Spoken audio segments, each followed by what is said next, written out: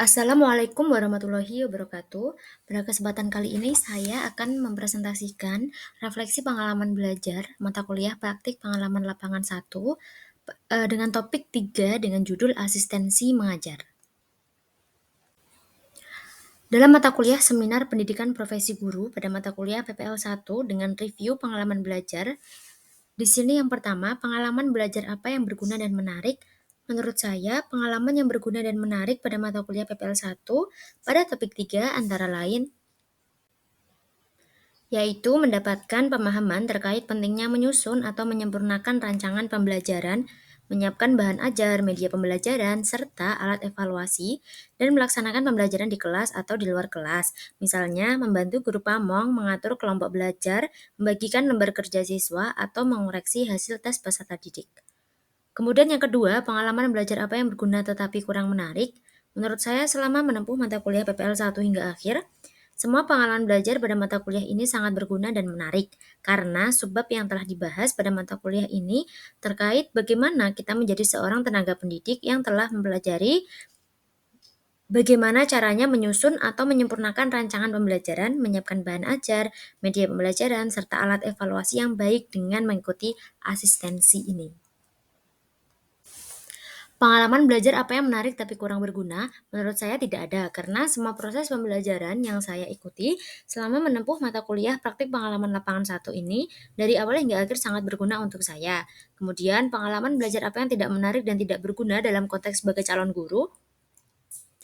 Menurut saya juga tidak ada karena dalam mata kuliah ini memiliki pokok bahasan yang saling berkesinambungan pada setiap topiknya dan juga dibahas secara menyeluruh bahkan sebagian besar tugas-tugasnya di dalam berbentuk pengimplementasian langsung pada sekolah. Kemudian refleksi pengalaman belajar.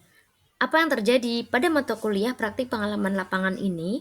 Dalam merefleksikan pengalaman belajar, saya memilih topik 3 yang membahas asistensi selama mengajar. Beberapa hal yang telah terjadi selama saya mengikuti mata kuliah ini, khususnya pada topik 3, sebagai berikut. Yang pertama, saya mendapatkan kesempatan untuk menuliskan kesulitan, hambatan, tantangan, dan solusi dalam mengatasi segala hal terkait asistensi mengajar. Hal ini memberikan ruang bagi mahasiswa untuk berdiskusi dan menemukan solusi bersama-sama. Kemudian, pada tahap selanjutnya, saya juga mendapatkan kesempatan untuk memperdalam pengetahuan terkait asistensi mengajar. Pada tahap ini, mahasiswa diminta mengunggah hasil observasi rancangan dan perangkat pembelajaran PPL 1 yang telah dinilai oleh DPL dan guru pamong pada pembelajaran ke-1.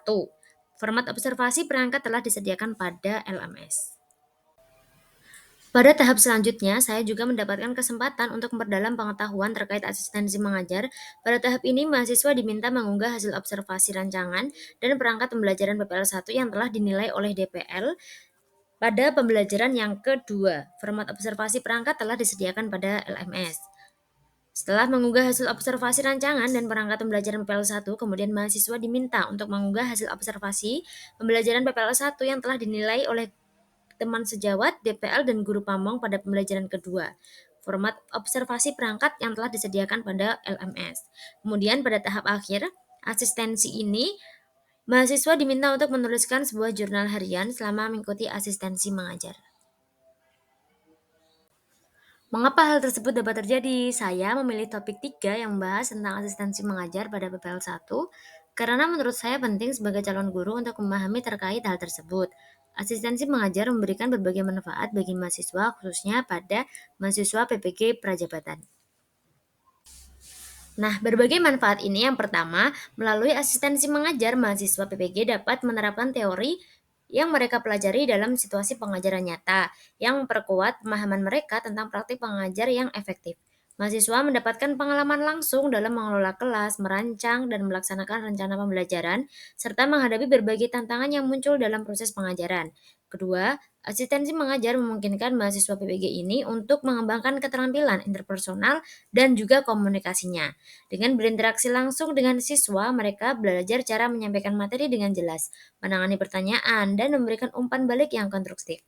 Pengalaman ini juga membantu mereka membangun kepercayaan diri dalam peran sebagai seorang pendidik. Selain itu, melalui asistensi mengajar, mahasiswa PPG ini dapat menerima bimbingan dan masukan langsung dari guru yang lebih berpengalaman. Bimbingan ini sangat berharga untuk membantu mereka mengidentifikasi area yang perlu diperbaiki. Nah, hal ini juga sangat bermanfaat bagi pengembangan strategi untuk menjadi seorang guru yang lebih efektif. Mahasiswa PPG juga dapat belajar dari praktik terbaik dan pendekatan yang paling inovatif yang diterapkan oleh guru pembimbing mereka. Kemudian manfaat lain dari asistensi mengajar adalah pengenalan terhadap dinamika sekolah dan lingkungan kerja. Mahasiswa PPG mendapatkan wawasan tentang budaya sekolah, kebijakan, prosedur administrasi yang penting untuk diketahui sebagai guru profesional. Pengalaman ini membantu mereka untuk lebih siap menghadapi tugas dan tanggung jawab mereka setelah menyelesaikan program PPG. Secara keseluruhan, asistensi mengajar adalah komponen penting dalam pembentukan guru yang kompeten dan siap menghadapi dunia pendidikan. Pengalaman ini memperkaya pengetahuan, keterampilan, dan pemahaman mahasiswa dan juga mempersiapkan mereka untuk menjadi seorang tenaga pendidik yang efektif dan berdedikasi di masa depan. Kemudian artefak-artefak pembelajaran mana yang dapat saya jadikan bukti dukung hasil refleksi pengalaman belajar? Berikut ini artefak pengalaman pembelajaran saya yang saya dapat jadikan bukti, yaitu pada ruang kolaborasi, lembar observasi, dan juga jurnal harian. Berikut artefak ruang kolaborasi saya berserta link yang terlampir. Selanjutnya lembar observasi rancangan pembelajaran dengan link terlampir.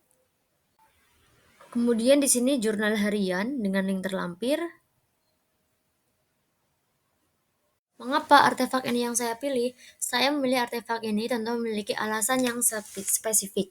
Berikut alasan pemilihan artefak ini adalah pada ruang kolaborasi. Artefak pada ruang kolaborasi ini saya pilih karena pada bagian ini mahasiswa diberikan tugas untuk berdiskusi mengenai kesulitan, tantangan, hambatan, dan solusi dengan mahasiswa lainnya. Pada tahap ini memberikan ruang bagi mahasiswa untuk mengekspresikan segala hal yang dialami selama mengikuti asistensi mengajar di sekolah.